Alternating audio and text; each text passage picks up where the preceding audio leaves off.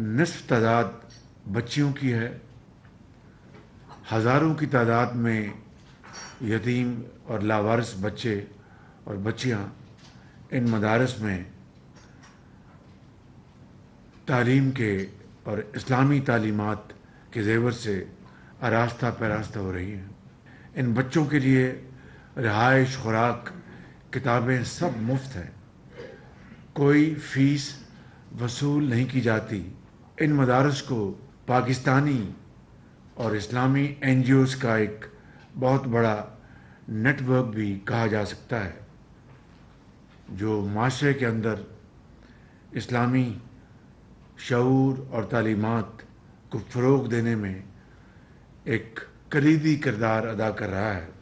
معاشرے میں ہمارے بچوں اور بچیوں کو ناظرہ قرآن پاک پڑھانے میں مدارس اور معلمین کا بہت اہم کردار ہے، اور حفظ قرآن کریم کی منفرد شناخت صرف ان مدارس کو ہی حاصل ہے۔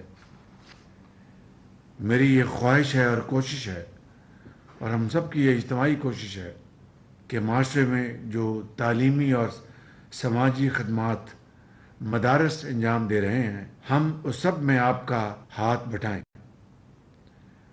اس